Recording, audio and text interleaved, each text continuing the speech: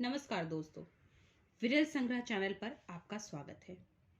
आज हम मगध महाजनपद के कुछ न्यूमिस्मेटिक आइटम को देखेंगे, लेकिन उससे पहले हम मगध महाजनपद के इतिहास को जानने की कोशिश करेंगे।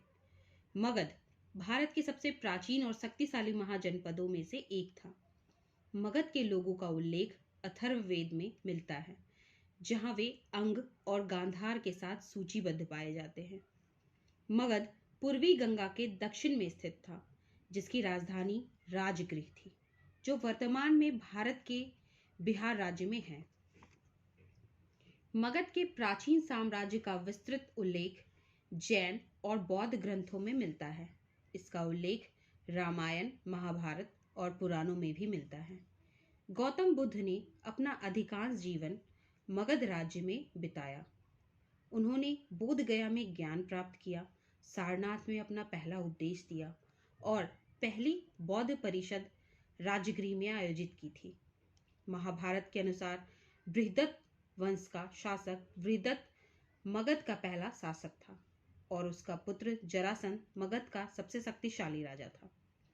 वायु पुराण के अनुसार बृहदत्त राजवंश में मगध पर लगभग 2600 वर्षों तक शासन किया। बाद में मगध पर प्रद्योत, हर्यंका और शिशुनाग राजवंश का शासन था। इसके बाद मगध पर उत्तर भारत के 3 सबसे बड़े साम्राज्यों नंदवंश, मौर्यवंश और गुप्त वंश का शासन रहा। प्रद्योत राजवंश के शासकों ने राजा प्रद्योत के अधीन अवंती और मगध जनपदों दोनों पर शासन किया। लेकिन राजा प्रद्योत के बाद बृहद्रथ वंश के शासक ने मगध को वापस जीत लिया। बौद्ध ग्रंथों के अनुसार हर्यंका राजवंश के बिंबिसार ने 5वीं शताब्दी ईसा पूर्व के अंत में मगध पर शासन किया था। उन्होंने अंग महाजनपद के विलय द्वारा मगध के विस्तार की नींव रखी। उनके पुत्र अजातशत्रु जैन धर्म के संस्थापक वर्धमान महावीर और बौद्ध धर्म के संस्थापक गौतम बुद्ध के समकालीन थे। उन्हें पाटलिपुत्र शहर के संस्थापक के रूप में जाना जाता है, जो वर्तमान में बिहार राज्य का पटना शहर है। उन्होंने वज्जी महाजनपद से मिथिला क्षेत्र और इसकी राजधानी वैशाली को जीतकर मगध का विस्तार जारी रखा। उन्होंने काशी, कौशल और मल्ल महाजनपदों पर भी विजय प्राप्त की और उन्हें भी मगध में मिला लिया।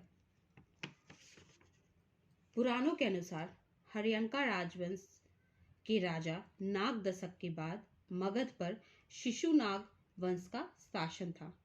उनके पुत्र कालाशोक, जिन्हें काकावर्ण के नाम से भी जाना जाता है, के शासनकाल के दौरान मगध की राजधानी को राजगृह से पाटलिपुत्र में स्थानांतरित कर दिया गया था। शिशुनाग के बाद नंद साम्राज्य आया, जिसकी स्थापना महानंदिन के पुत्र महापद्म नंद ने की थी। इतिहासकारों और मुद्रा शास्त्रियों के अनुसार मगध जनपद के सिक्कों के अग्रभाग पर सूर्य और कुछ अन्य सिंबल होता है। सिक्कों का पिछला भाग खाली अथवा एक या एक से ज्यादा चिन्ह वाला होता है, जिसे नियंत्रण चिन्ह या कंट्रोल मार्क भी कहा जाता है। आइए अब देखते हैं विरल संग्रह के कुछ चुने हुए मगध जनपद के मुद्राओं को। इस सिक्के के अग्रभाग में सूर्य और कुछ अन्य सिंबल दिख रहे हैं, जबकि इसके पिछले भाग पर कंट्रोल मार्क अंकित है।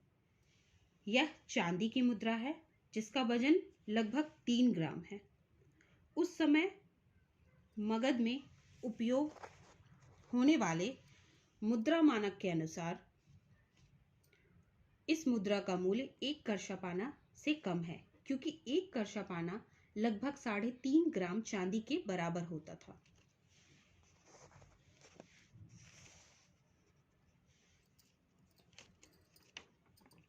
ये नेक्स्ट कॉइन है जिसका वजन लगभग 2.5 ग्राम है।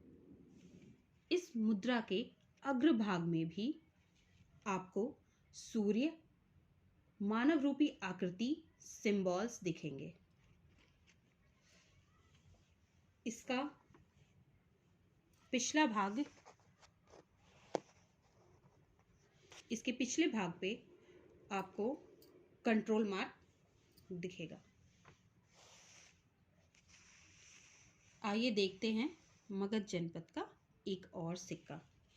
इस सिक्के के अग्रभाग में आपको सूर्य, हाथी और कुछ अन्य सिंबल्स दिखेंगे। इसका वजन लगभग 3 ग्राम है। इसके पिछले भाग पर भी कंट्रोल मार्क है।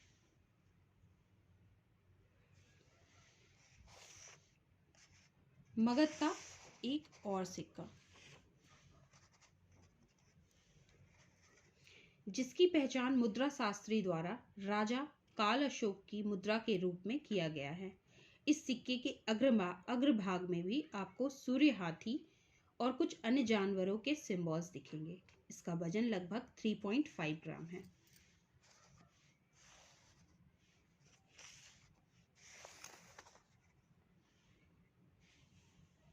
आज के वीडियो में दिखाए हुए किसी भी आइटम या इसके डिटेल से आप सहमत नहीं हैं तो कृपया हमें viralsangrah@gmail.com पर संपर्क करें।